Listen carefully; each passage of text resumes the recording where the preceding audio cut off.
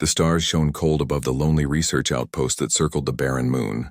The outpost was small, built for only a handful of humans who studied minerals, energy fields, and the strange signals that sometimes came from the deeper parts of space. Among the humans there was one named Arun. He was not the leader of the outpost, not a great warrior, not even the most skilled scientist.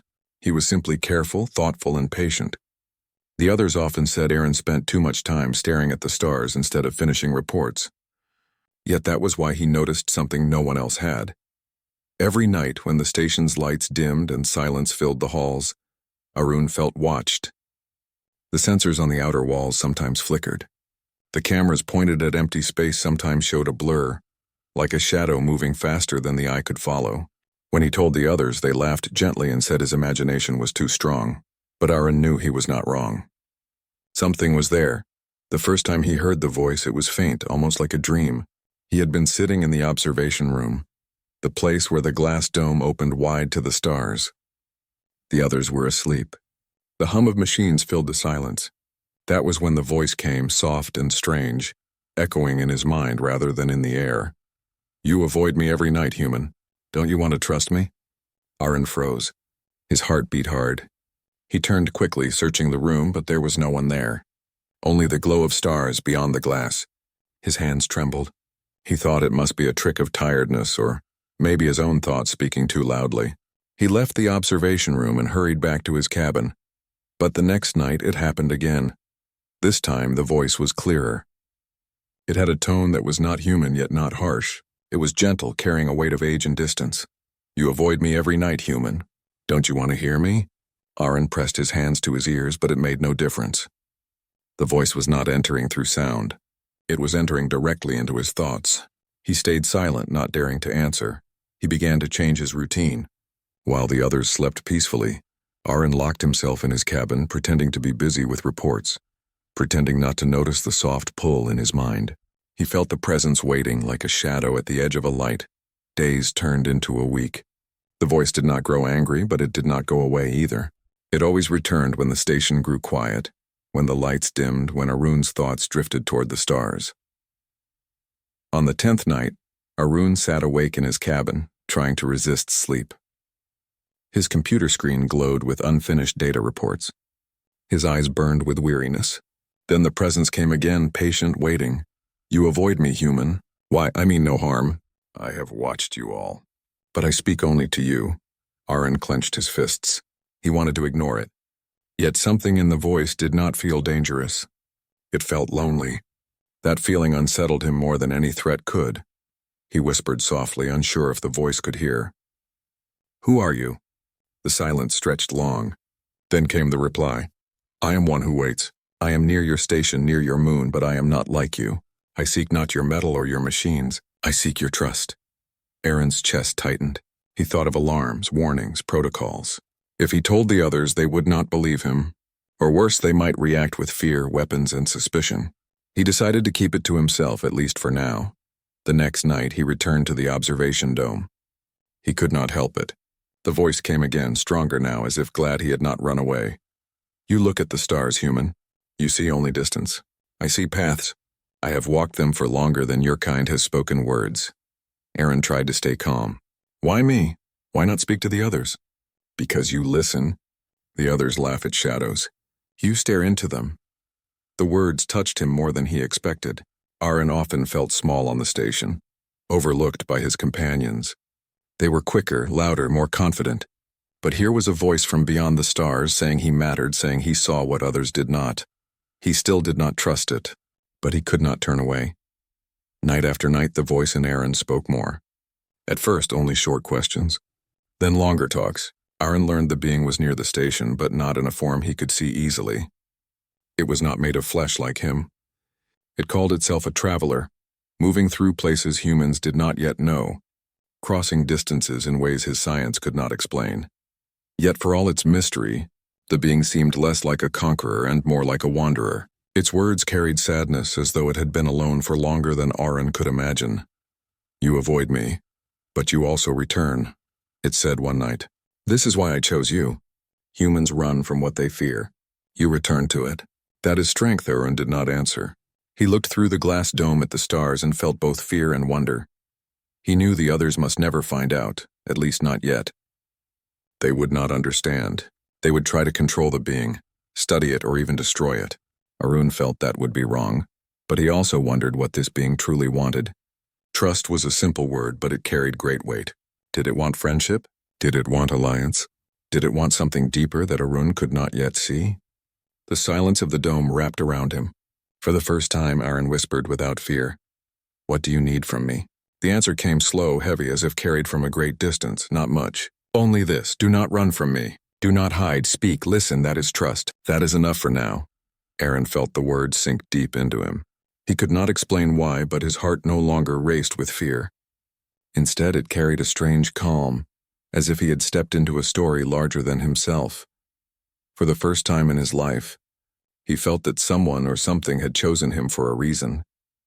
As the station drifted silently around the moon, as the stars glimmered endless and cold, Arun sat in the dome with his unseen companion. He did not know what would come next. He did not know if he had made a mistake, but he no longer avoided the voice. He no longer avoided the one who waited in the dark. He had begun to trust. The days passed quietly on the outpost, but Arun felt a change inside himself. He still worked on his assigned tasks, still joined the small crew for meals, still followed the schedule of reports and maintenance. Yet every night his thoughts drifted to the dome, to the stars, and to the presence that spoke only to him. No one else noticed. His crewmates thought Arun was simply tired. They laughed about how he seemed to wander alone at odd hours, carrying his tablet but rarely finishing his data entries. To them, he was the same quiet man, always lost in thought. But Arun was no longer only human among humans. He carried a secret. That secret grew heavier each night. The voice returned, steady and patient, speaking in the quiet hours when machines hummed and stars gleamed beyond the glass. Arun no longer ran from it. He sat and listened. "You avoided me before," the being said. "But now you return." "That is good." "I return," Arun answered softly.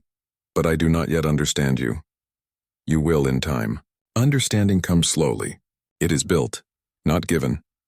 Arun leaned back in the chair of the observation dome. He looked at the stars and wondered if this being was among them, hidden in the dark, invisible to human eyes. "Why are you here?" "What draws you to this station?" The reply was calm, carrying a strange warmth.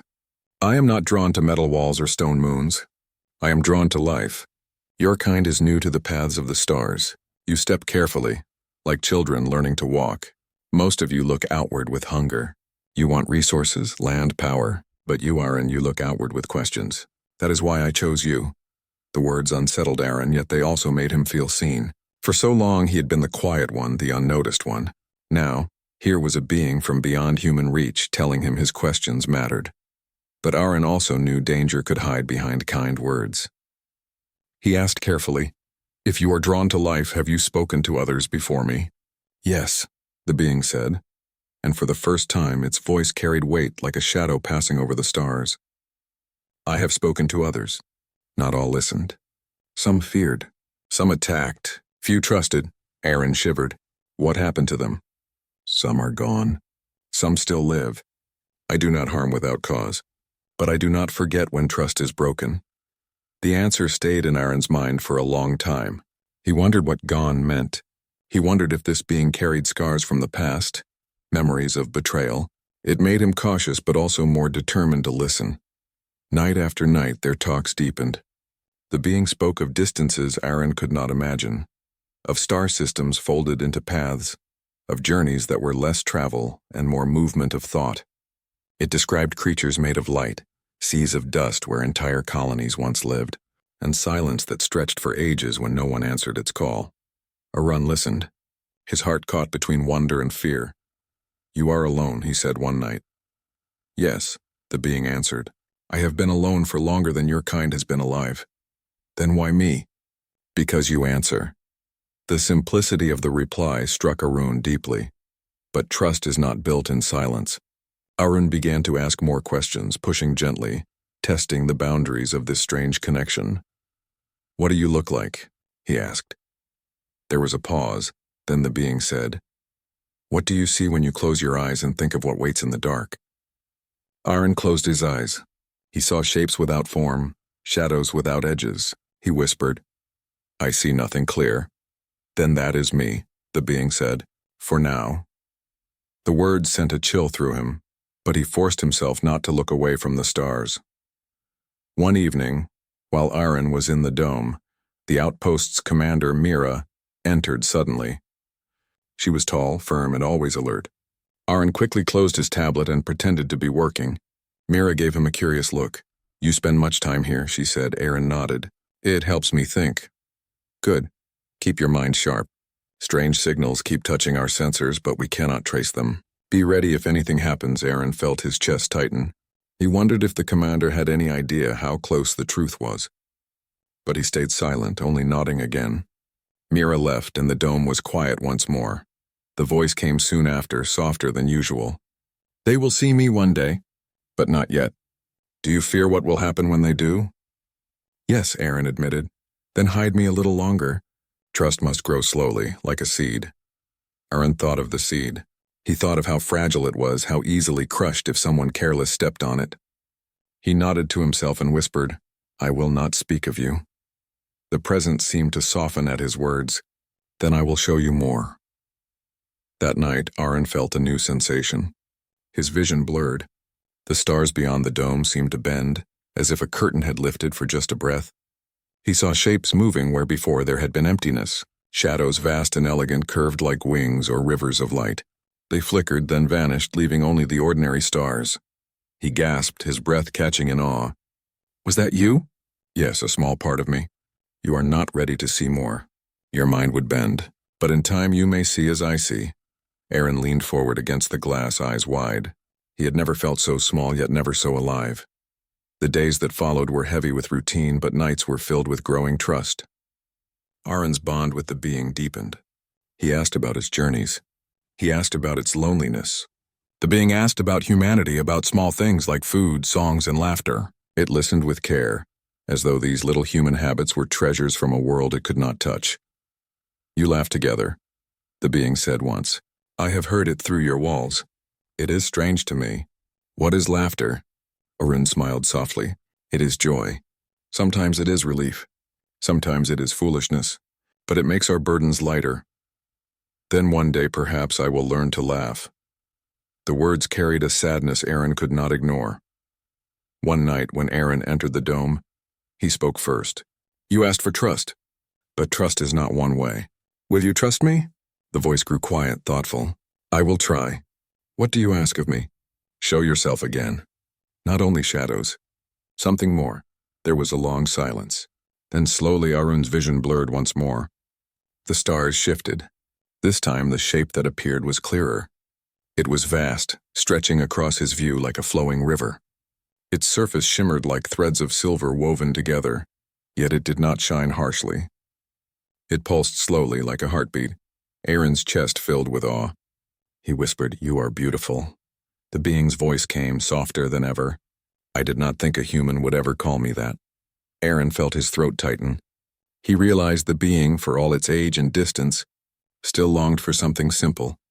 To be seen, to be accepted.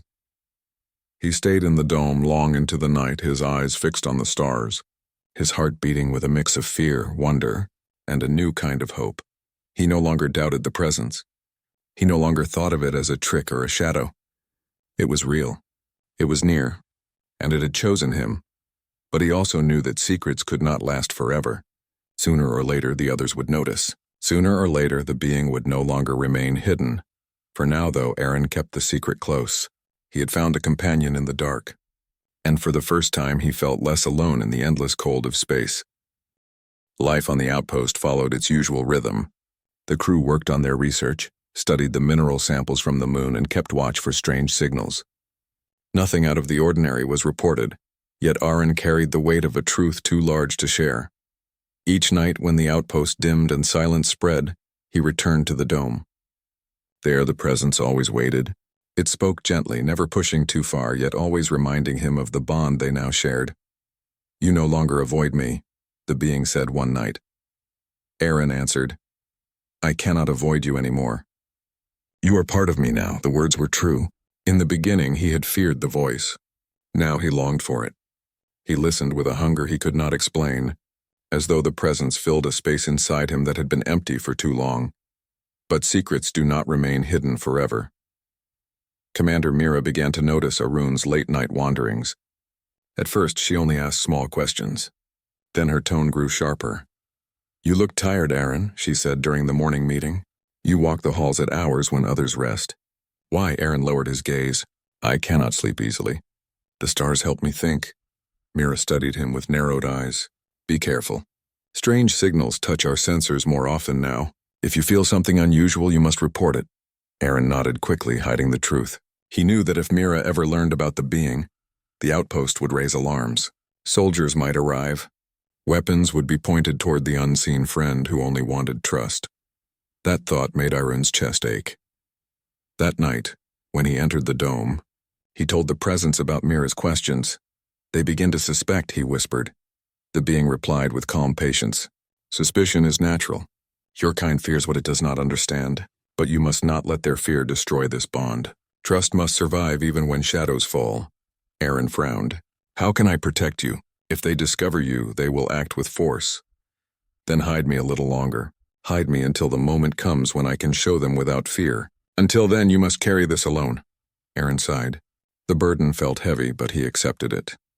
The nights continued, and with each one the bond deepened. The presence began to share visions, brief flashes that bent Aaron's understanding of the universe. He saw rivers of stars folding in on themselves, vast shapes moving in silence, echoes of civilizations long gone. These glimpses left him shaken but also filled with wonder. "You see more now," the being said. "Your mind is opening." "I do not know if I can hold all of this," Aaron admitted. "You can. That is why I chose you." The words gave him strength, though they also filled him with fear. To be chosen by something beyond human reach was no small thing. One evening, as Aaron walked back to his cabin, he found Mira waiting at the door. Her arms were crossed, her eyes sharp. "You were in the dome again," she said. "Yes," Aaron replied. "It helps me focus." Mira stepped closer. "The sensors flickered while you were there. Small distortions near the station. Do you know anything about that?" Aaron's heart pounded. He forced himself to shake his head. "No, I saw nothing." Mira held his gaze for a long moment before nodding slowly. "Be careful, Aaron. This station is not a place for secrets." She walked away, leaving Aaron shaken. He entered his cabin and closed the door, his hands trembling. That night, when he spoke to the presence, his voice was heavy with worry. "They will find out soon," he said. "Then let them see a little," the being answered. "Not all, only enough to confuse them, to delay them. Enough so they do not strike too quickly." Aaron hesitated. Is that wise? Trust is not built by hiding forever. It is built by showing a glimpse, then more, until fear gives way to acceptance. Aaron agreed, though his heart was restless. The next night, when the presence revealed itself, Aaron asked it to leave a mark that the sensors could catch but not understand. "A trace, a sign," the being agreed. As the stars shimmered beyond the dome, the air seemed to ripple faintly. The sensors recorded a flicker, a distortion like a shadow moving across the sky. The crew was puzzled, but nothing more. No alarms were raised, only quiet reports filed for analysis. Mira studied the data with sharp eyes. "Something is out there," she told the crew. "Not a rock, not a signal echo. Something alive. Stay alert." Aaron said nothing, but inside he knew the truth. The being had given them a glimpse just as promised. Later that night, when Aaron returned to the dome, he whispered, "You showed them just enough." "Yes," the being replied. "And still they do not understand. That is good. Understanding too quickly can break weaker minds." The days passed, but tension grew in the station. Mira grew restless, checking the sensors more often, running scans at strange hours. The other crew members began whispering of ghosts, of unseen watchers in the dark. Aaron felt the weight of two worlds pressing down on him, the trust of the being and the suspicion of his crew. One night, as he sat in the dome, the being spoke with a tone that carried both strength and sorrow. "There will come a day soon when I must reveal more. You must be ready, Aaron. Your voice will decide how your people see me. If you speak with fear, they will fear. If you speak with trust, they may follow your path." Aaron's chest tightened. He had never thought of himself as a leader, never thought his words could carry such weight. Yet now, in the silence of the stars, A being older than worlds was telling him that his voice mattered. "I will try," Aaron said. "That is all I ask." The next days were uneasy. Mira ordered more scans. The crew grew restless. Rumors spread through the small halls of the station. And through it all, Arun kept his secret bond, holding tight to the trust he had built with the presence. Then came the night when everything changed. Arun entered the dome as usual. But before he could speak, the glass ahead shimmered. The stars bent, folding into a pattern of silver threads. The shape of the being appeared again, clearer than ever. Fast-flowing, pulsing like a living river. Aaron gasped, his breath catching in awe. And at that very moment, Mira entered the dome. She froze, her eyes wide, staring at the impossible sight beyond the glass. The silence was heavy. Aaron's heart thundered. "The secret was broken," Mira whispered, her voice trembling. "What is that?" Aaron turned to her, his face pale but steady. This was the moment the being had warned him of. His words would decide everything. He took a deep breath. "This," he said, "is not our enemy. This is a traveler, and it chose to trust me." The dome was silent except for the steady hum of the station. Mira stared at him, then back at the vast shape in the stars. Her hand hovered near the communicator on her belt, torn between calling for help and listening. The being's voice entered Aaron's mind, soft but strong. "Now, Aaron, this is the test of trust. Do not falter." Aaron stood tall, his fear burning away. For the first time, he was not only the quiet man in the corner, he was the bridge between two worlds. The silence in the dome stretched long. Mira stood frozen, her eyes locked on the vast shimmering form beyond the glass. Arun stood beside her, his heart pounding like a drum in his chest. The being flowed across the stars, its silver threads bending and pulsing as if it were alive in ways no human could explain. Mira's hand hovered near her communicator, but she did not call for the others. Instead, her voice came low and sharp. "Aaron, what have you done? What is that thing?" Arun swallowed hard. His throat was dry, but his voice did not break. "It is not a threat. It is a traveler. It has been here for nights speaking to me. It trusts me." Mira's eyes narrowed. "It spoke to you?" "Why only you?" "Because I listened," Arun said simply. The others would not have believed. They would have called it a danger before hearing its words. Mira's face tightened. "And what makes you so sure it is not a danger? Look at it, Aaron. It could destroy this station with a single movement." Aaron turned to the glass, looking at the vast being. If it wished to harm us, it would have done so long ago. Instead, it only asked for trust. "It is lonely, Mira. It has crossed places we cannot imagine, and now it chooses to speak with us." Mira's hand lowered slightly, but suspicion still burned in her eyes. She stepped closer to the glass, staring at the great flowing form. "Why reveal yourself now?" she asked, her voice directed toward the stars. The answer came not in sound, but in thought. Both Aaron and Mira heard it at once, a voice deep and gentle, echoing within their minds. "Because your fear grows. Because secrets cannot live forever. I showed myself to him, and now I show myself to you. I seek no war. I seek only to be known." Mira staggered back, her hand tightening on the railing. She looked at Aaron with wide eyes. "You were telling the truth." Aaron nodded slowly. Relief spread across his chest, but fear lingered as well.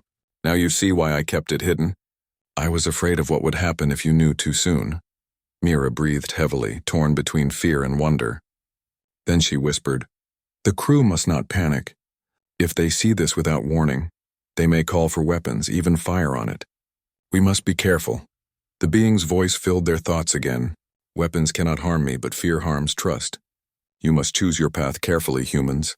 Aaron stepped forward. "Then help us. Show us slowly. Give us time. Trust can spread if you allow it." The vast shape shimmered, then slowly faded from view, until only the ordinary stars remained beyond the dome. The silence felt heavier now, as if the universe itself held its breath. Mira lowered her head, her voice quiet. "You have placed me in a difficult position, Aaron. If I report this, command will send soldiers. If I hide it, I betray my duty. But I cannot deny what I saw." Aaron placed a hand on the railing. "Sometimes duty is not about following rules. Sometimes it is about protecting what is fragile. This being is fragile in ways you may not see. It needs trust more than it needs fear." Mira studied him, and for the first time there was no anger in her eyes, only uncertainty. The next days were tense. Mira did not tell the crew what she had seen, but she watched Aaron closely. She often asked him quiet questions when no one else was near. She wanted to know what the being had said to him, what it wanted, why it chose now to reveal itself. Aaron answered honestly, though carefully. He told her of its loneliness, its journeys, its patience. Mira listened, though she always kept her arms crossed as if shielding herself from belief. One evening, Mira called Aaron into her cabin. She sat at her desk, a map of the nearby systems glowing on her screen. Her eyes were tired. "Aaron," she said, "I have decided something. I will not report this to command, not yet. If they knew, they would act with fear, and I cannot risk bringing weapons here. But I must know, are you certain this being can be trusted?" Arun sat across from her, his hands folded tightly. "Trust is never certain, but I believe in it. I believe it means no harm. If we give it a chance, it could change everything." Mira studied him, then nodded slowly. "Then we wait. But if I see even a sign of danger, I will act. Do you understand?" "I understand," Arun said. That night, when he returned to the dome, the being was waiting. Its voice filled his mind with calm. "You spoke for me," it said. "Yes," Aaron replied. "She saw you. She did not call for weapons. She is afraid, but she listens. Then trust begins to spread," the being said. "One becomes two. Two may become more. Slowly, Arun felt a strange warmth in his chest. For the first time, he believed that this bond could grow beyond him. But trust is a fragile seed and fear is a storm. 3 days later, another crew member named Rami noticed Arun leaving the dome at night. Suspicion burned in his eyes. He followed quietly, hiding in the shadows. He saw Aaron speaking softly into the darkness, his posture calm, his gaze fixed on the stars. Though Rami could not hear the voice, he felt something strange in the air, something that made his skin crawl. The next morning, Rami confronted Mira. "There is something wrong with Arun," he said. "He hides in the dome at night, speaking to no one. He stares at the stars like they speak back. I think he has lost his mind, or worse." Mira kept her face calm, but inside her thoughts raced. She told Rami only to stay alert, not to spread rumors, but she knew the situation was breaking open. That night, Mira met Aaron in the dome once more. "We are running out of time," she said. "Others are beginning to suspect. If the crew discovers what I saw, they may panic." The being's voice entered their minds. "Then perhaps it is time to show them more." "Not all, but enough," Aaron frowned. "Are you sure?" "They may not react well. Trust cannot grow in shadows forever," the being answered. Mira exhaled slowly, then nodded. "If we do this, it must be controlled. No sudden visions, no overwhelming displays. Just enough to show them you are real and not hostile." "Agreed," the being replied. The next evening, Mira gathered the crew in the dome. They stood in confusion, whispering among themselves, wondering why the commander had called them there.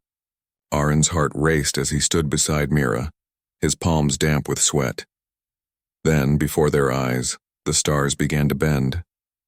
Slowly, carefully, the vast shimmering form appeared, threads of silver weaving across the night sky. It pulsed gently like a heartbeat, not threatening but alive.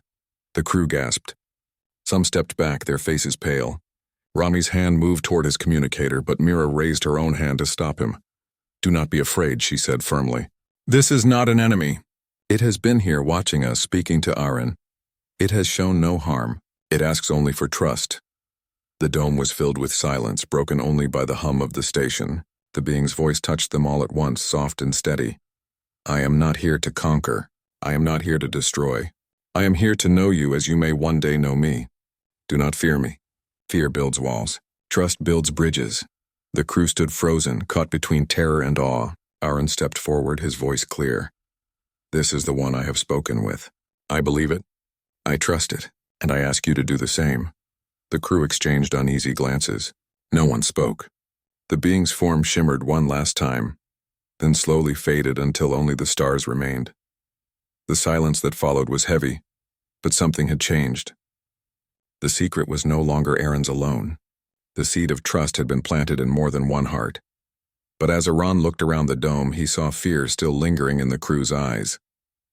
He knew the path ahead would not be easy, and far beyond the stars, unseen by all but the being, shadows stirred in the darkness. Others had noticed. Others were coming. The dome was quiet after the being faded from sight. The crew stood in uneasy silence, their faces pale and their thoughts restless.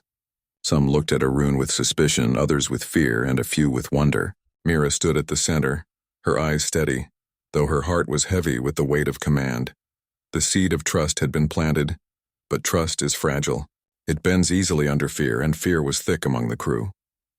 Later that night, Arun sat alone in his cabin. He could not sleep. His mind was full of the image of the being, full of the crew's silence, full of the choice that still hung in the air. He felt the faint touch of the being's voice in his thoughts.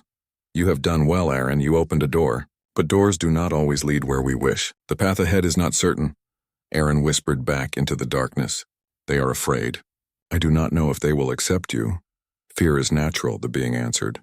"But fear must not rule. You must be steady even when others are not." Aaron closed his eyes. "I will try." The next day, whispers spread across the station. Some crew members argued that the being was too dangerous to be trusted. Others believed it was a chance to witness something greater than themselves. Small groups formed, their voices low but sharp. Unity was breaking, and Mira knew it. At a meeting in the command room, she faced the crew. Her voice was firm, though her heart was divided. "We stand at a crossroad," she said. "What we saw was real. We cannot deny it. The question is not whether the being exists, but what we will do about it. Some of you call for weapons. Some of you call for silence. But I tell you this, fear will destroy us faster than any outside force. We must be careful, but we must also be wise." Rami spoke from the back of the room. His voice carried the edge of anger. "Wise? You call it wise to hide this from command? You and Aaron have both broken trust with the rest of us. What if this thing is only waiting to strike?" Mira held his gaze. "If it wanted to strike, we would already be gone. You saw its size. You saw its power. Yet here we are. It chose not to harm us." Rami's face darkened, but he said no more. The room fell silent. After the meeting, Arun returned to the dome. The stars were quiet, but he felt the being near. Slowly, its shimmering form appeared, thin and soft this time, as if careful not to frighten. "They do not trust me," Aaron said. "They are many," the being replied. "Many hearts are harder to reach than one. But even one small flame can light a wide darkness." Aaron thought about Mira. She had seen, she had heard, and though she feared, she had not turned away. That flame still burned even if it flickered. Days passed and tension grew. Food tasted dull. Conversations were short, laughter disappeared. The crew lived under a shadow, not only of the being but of their own division. One night alarms rang across the station. Lights flashed red. The crew rushed to their posts, hearts pounding. An object had appeared near the station, dark and sharp against the stars. It was not the shimmering being Arun knew. This one moved with purpose, with speed, and with power. Mira's voice cut through the alarms. "Shields up. Prepare for contact." Arun's chest grew tight. He ran to the dome. The being was there, glowing brighter than before, its voice urgent in his mind. "They have come," it said. "Who?" Aaron asked, his voice shaking. "Hunters," the being replied. "They follow me. They do not seek trust. They seek control. If they find me here, they will not spare you." Aaron's blood ran cold. "What can we do?" "You must choose," the being said. "If I stay, they will attack. If I leave, they may follow, but they may also strike you out of fear. I cannot decide for you." Mira entered the dome, her face pale as she heard Aaron speaking. "What is happening?" Aaron turned to her. "It is not alone. Others are here. They are dangerous." The being's voice entered Mira's mind as well. "Commander, you must decide. Hide me or cast me away. But the choice must be yours." Mira's heart raced. She looked at Aaron, then at the vast form beyond the glass. In her chest, fear battled with hope. The dark object outside drew closer. Lights flashed along its edges, and the station trembled under its pull. The crew panicked, voices rising across the halls. Mira closed her eyes. Then she spoke. "We will not betray what we have seen. We will not hand you over. If you trust us, then we will trust you." The being pulsed with light. "Then I will protect you," the hunter struck. Beams of force shot toward the station, but the being spread its silver threads wide, forming a shield that shimmered like liquid light. The attack struck again and again, shaking the dome, but the shield held. Inside the station, the crew watched in awe. Their fear began to shift into wonder, into belief. They saw not an enemy, but a protector. Aaron stood beside Mira, his eyes shining. "You chose trust," he whispered. Mira kept her gaze fixed on the stars. We had no other path. The battle raged outside. The hunters pressed harder, their dark forms twisting in the void. The being shone brighter, straining to hold them back. Its voice filled the minds of all on the station. "You must stand together. Fear divides you. Trust binds you. Only together can you endure." For the first time, the crew raised their voices as one. Not in panic, but in courage. They worked side by side, stabilizing the shields, powering the engines, keeping the station steady. Unity returned, born not of command alone, but of shared belief. The being surged with final strength, sending a wave of light across the stars. The hunters shuddered, their forms breaking apart, until at last they fled into the darkness. Silence returned. The station floated unharmed, though weary. The being dimmed, its light softer now, its strength spent. Mira stepped forward, her voice steady though her hands shook. "You saved us." The being's voice was faint but warm. "No, you saved yourselves. I only gave you time. Trust is not given by one alone. It must live in many hearts. Now it lives in yours." Aaron's chest ached. "Will you stay?" The being shimmered, then began to fade. "Not now. Others may come again, and I must keep moving. But remember this. What began here is not the end. It is only the first step." Its form dissolved into the stars until only emptiness remained. The crew stood in silence, the weight of what they had seen pressing into their souls. None spoke of fear now. None doubted. They had faced the storm together, and trust had been born. Later, as the stars turned outside the dome, Mira stood beside Arun. Her voice was quiet. "You were right. Trust is not easy, but without it we would not have survived." Arun looked out at the endless sky. His heart was heavy with loss, yet light with hope. "It will return one day, and when it does, we will be ready." The stars shimmered silently as if listening. And so the story of the lonely being and the fragile crew did not end with fear, but with trust, a trust that would carry them beyond the shadows into the wide unknown.